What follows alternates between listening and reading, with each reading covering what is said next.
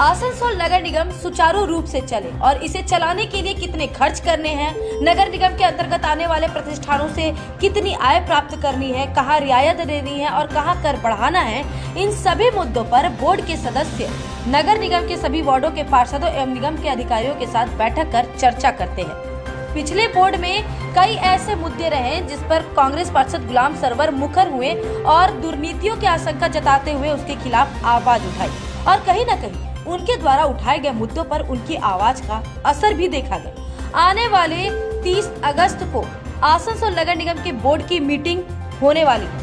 इस मीटिंग में जिन मुद्दों पर चर्चा की जाएगी उसका एजेंडा पत्र सभी पार्षदों को आसनसोल नगर निगम के चेयरमैन अमरनाथ चटर्जी द्वारा भेज दिया गया है। लेकिन ये एजेंडा पत्र एक बार फिर कांग्रेस पार्षद गुलाम सरवर के विरोध का कारण बना। इस एजेंडा पत्र के तीसरे मुद्दे पर गुलाम सरवर ने ऐतराज जताया है।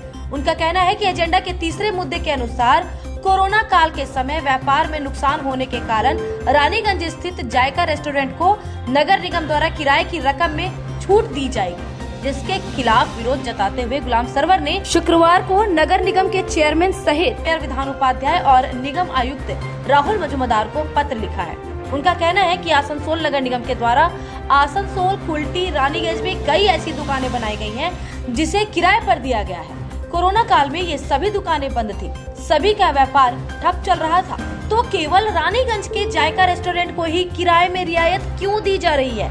यदि रियायत देना है तो जितने भी नगर निगम के किराए के दुकान हैं, उन सभी के दुकानदारों को छूट दिया जाए। उनका कहना है कि यदि केवल एक दुकानदार को रियायत दी गई तो ये बहुत बड़ा गलत संदेश आम दुकानदारों के बीच जाएगा।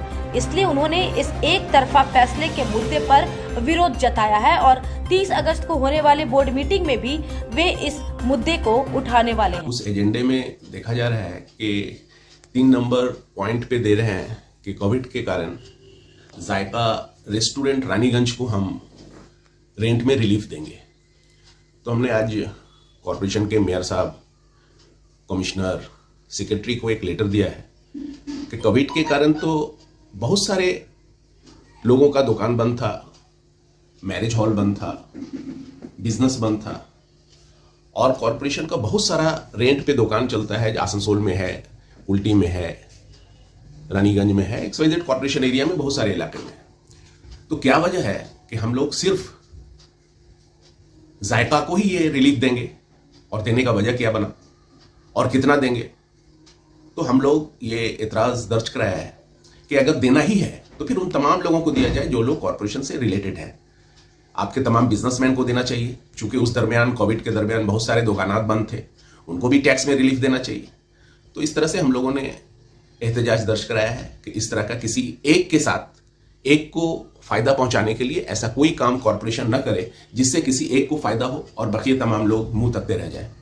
इस एहतजाज को हमने दर्ज कराया है और कोशिश किया है कि इस रेजोल्यूशन में इस तरह का कोई फैसला